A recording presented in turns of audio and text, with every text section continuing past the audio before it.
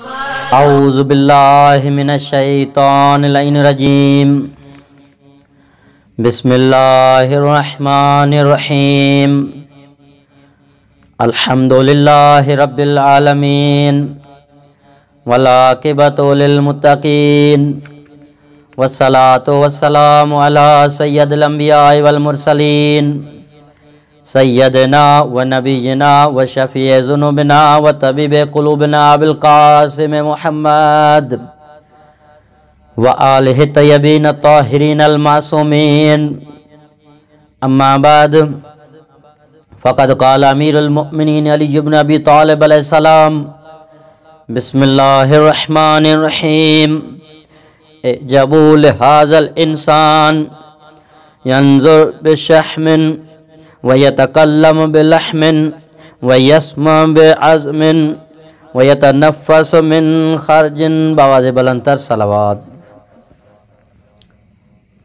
ناظرین گرامی قدر سامعین محترم السلام علیکم ورحمۃ اللہ۔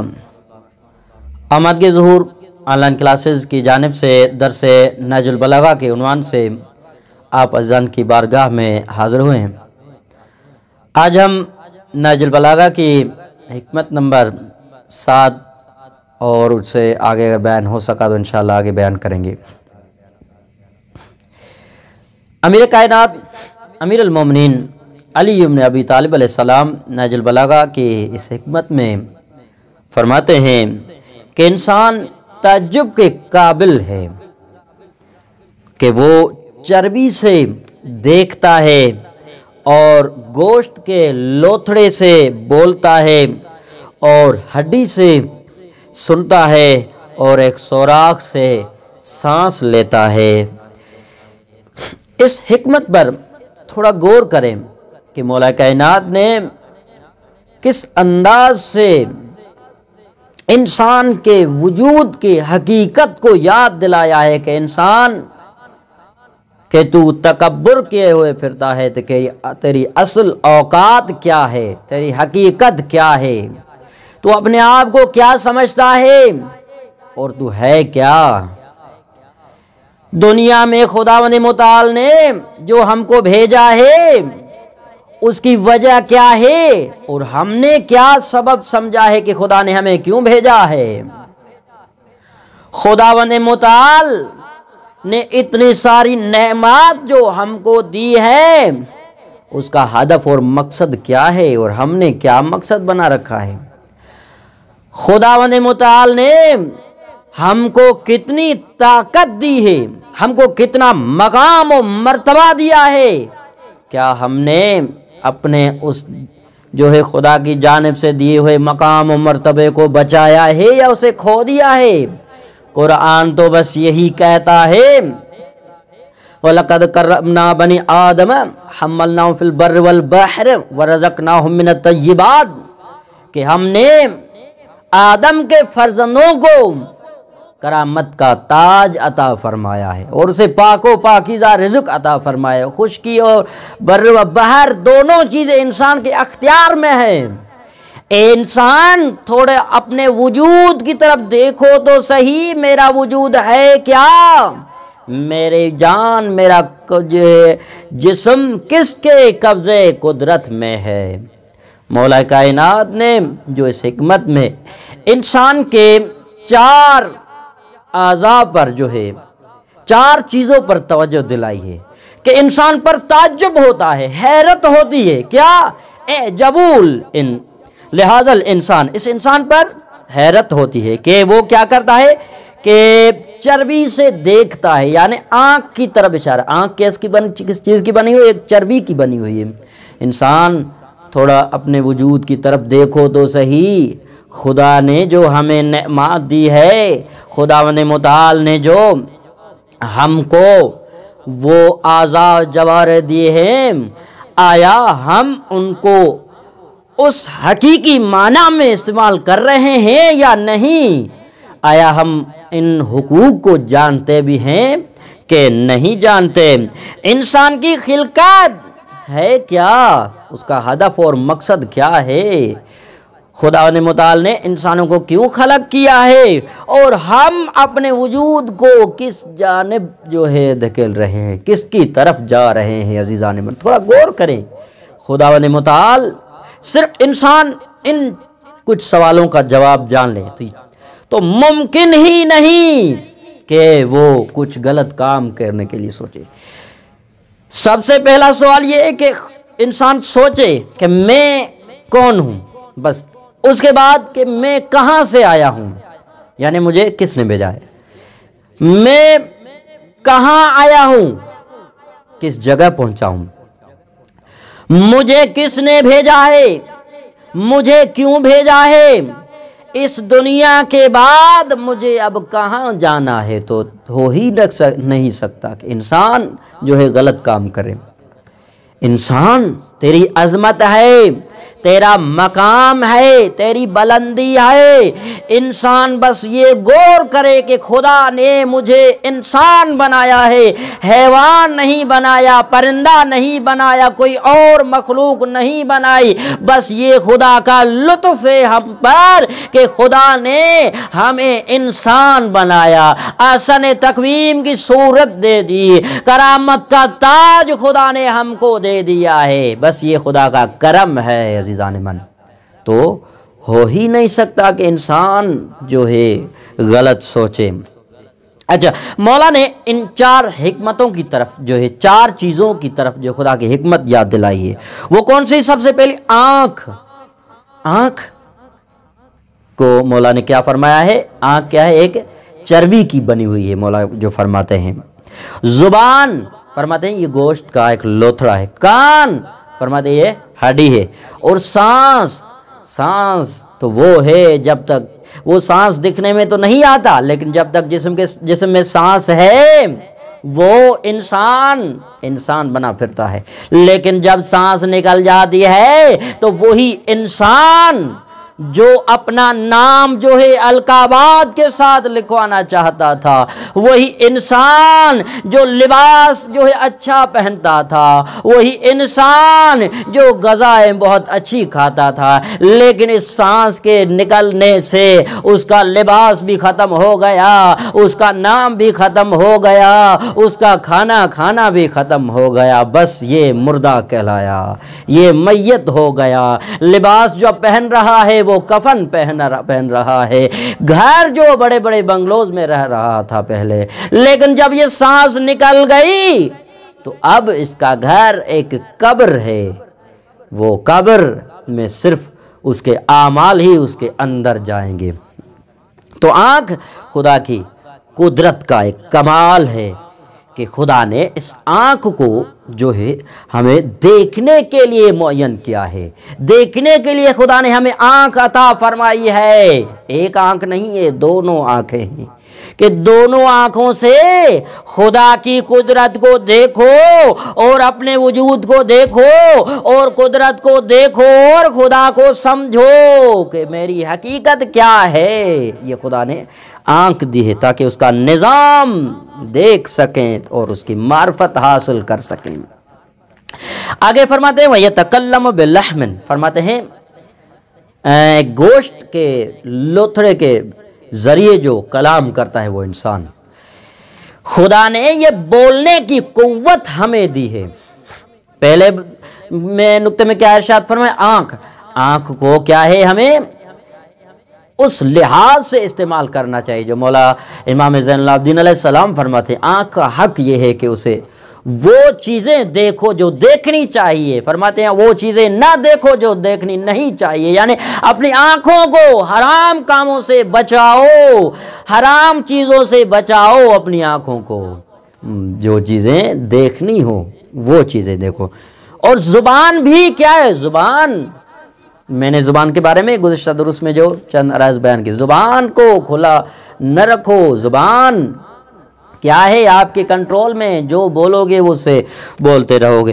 بس اگر اس زبان سے خدا کی حمد کی جائے، اس زبان سے پاک محمد مصطفیٰ کی ثنا کی جائے، آل محمد کے فضائل پڑھے جائیں، تو اس زبان کا حق ادا ہو گیا۔ یہ زبان خدا نے دی ہی جو ہے اپنے ذکر کے لیے ہے عزیزان من۔ اور کان جو فرماتے ہیں ہڈی سے سنتا ہے کان، تو جو زبان کے بارے میں امام زین العابدین علیہ السلام نے یہ ارشاد فرمایا کیا کہ زبان سے وہ بولو جو تجھے بولنا چاہیے، نہ بولو جو نہیں بولنا چاہیے، یعنی حرام باتوں سے اپنی زبان کو بچاؤ۔ ایسا نہ ہو کہ زبان سے کسی کی غیبت کرو، کسی کی تہمت لگاؤ کسی زبان سے، نہیں، اپنے آپ کو جو ہے تو زبان کو بچاؤ، بلکہ اس زبان سے کیا وہ کام وہ بولو جو بولنا چاہیے۔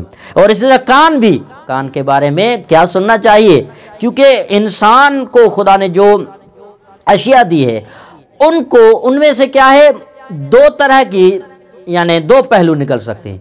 زبان سے آپ چاہو تو قرآن کی تلاوت کرو، آپ چاہو تو کسی کو نصیحت کرو، آپ چاہو تو اسی زبان سے آل محمد کا ذکر کرو، یہ زبان کا ایک کام ہے۔ دوسرا کام یہ ہے کہ چاہے آپ کی مرضی کہ زبان سے گالی گلوچ نکالو، آپ کی مرضی ہے کسی کی غیبت کرو، یہ کیا ہے زبان سے، آپ کی مرضی ہے جو کام زبان سے، لیکن جو کام آپ کرو گے تو عمل کی جو جزا اور سزا اس کے مطابق ہی ملے گی۔ یعنی اگر نیک کام کرو گے تو آپ کو نیکی کا حساب، جو نیکی کا بدلہ نیکی کے سوا اور کچھ نہیں ہے، اور برائی کا بدلہ برائی کے سوائے کچھ نہیں ہے۔ تو اس کان سے جو ہے نیک باتیں سنو، خدا کا ذکر سنو۔ اور اسی طرح فرماتے ہیں وَيَتَنَفَّسُ مِنْ خَرْجٍ، سوراخ سے سانس لیتا ہے۔ یہ سانس کے بارے میں نے عرض کیا کہ یہ سانس تو ہے جو انسان کو چلا رہا ہے۔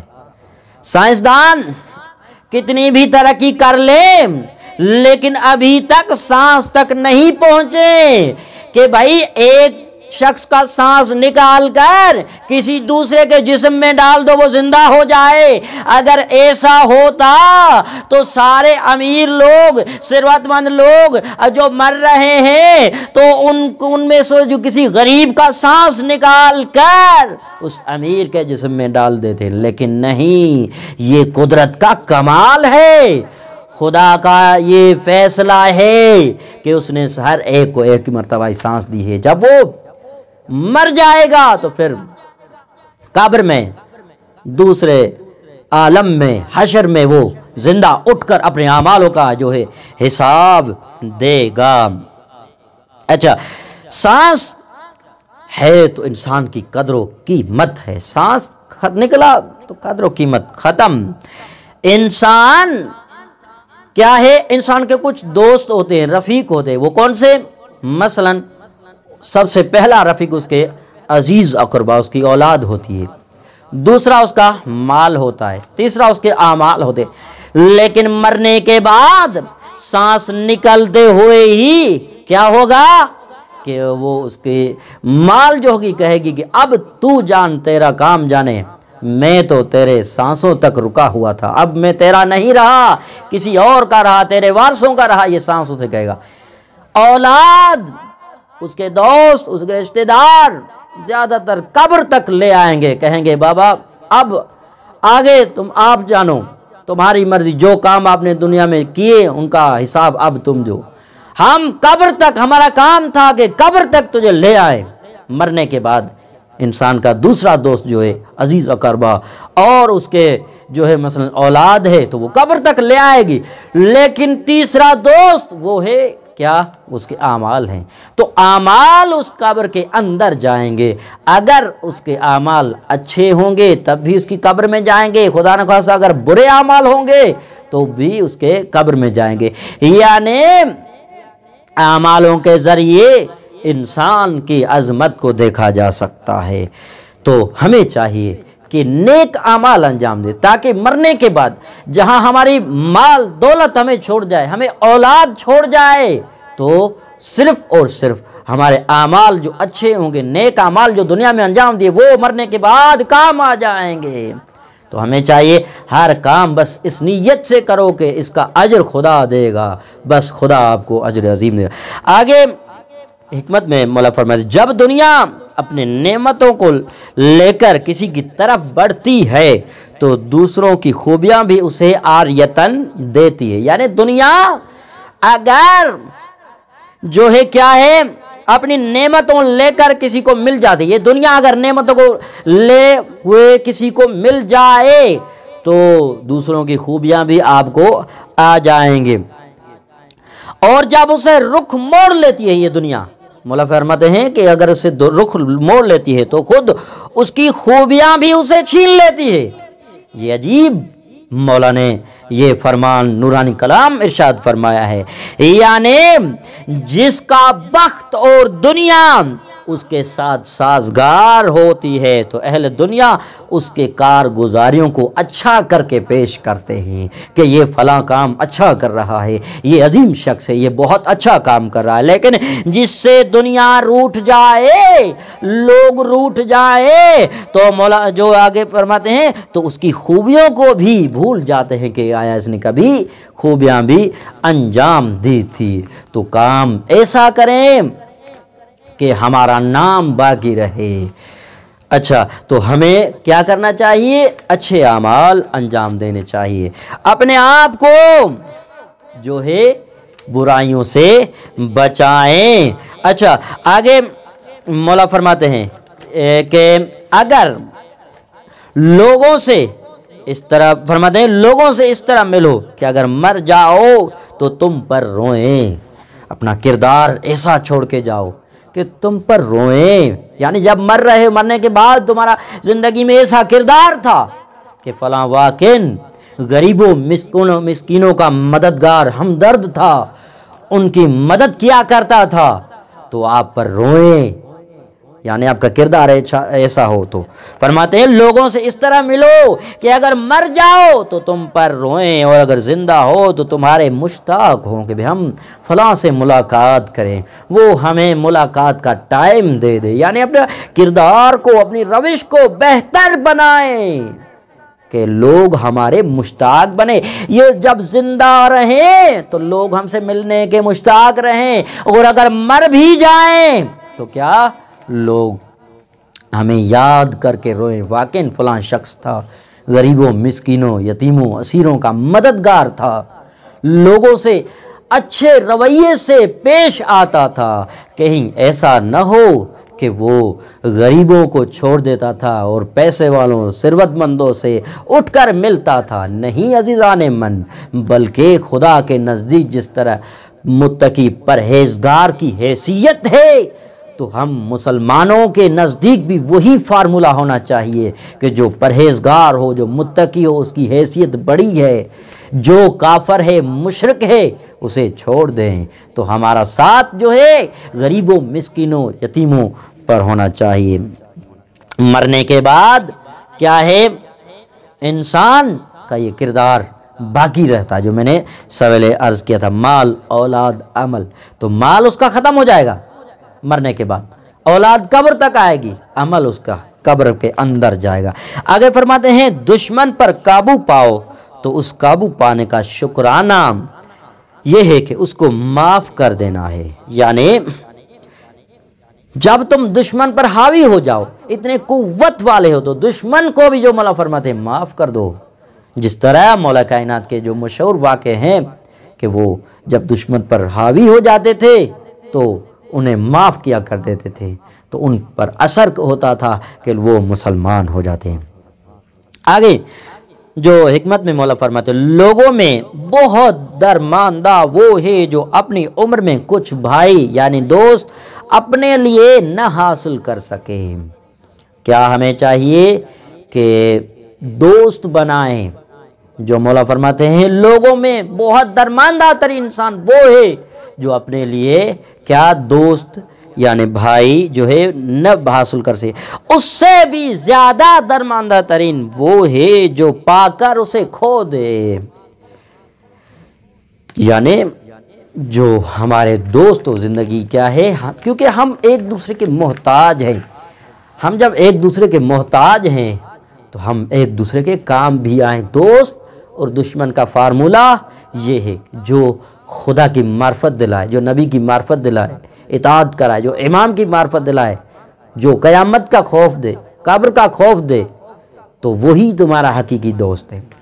اور جو خدا سے دور کرے، نبی سے دور کرے، امام کی اطاعت سے دور کرے، وہ تمہارا حقیقی دشمن ہے۔ تو ہمیں چاہیے دوستوں کو حاصل کریں جو ہمارے رہنما ہو، جو ہم کو خدا کی معرفت حاصل کرنے کے لیے کوشش کریں، جو نبی کی جو اطاعت کرنے کے لیے ہمیں تاکید کریں، جو امام کی معرفت دلانے کے لیے کوشش کریں، ان دوستوں کو ڈھونڈیں اور ان دوستوں کو ترک نہ کریں جو خدا کی معرفت دلا رہے ہیں، نبی کی معرفت، جو امام کی معرفت، تو ان کو ترک نہ کریں، ان کو قابو میں رکھیں۔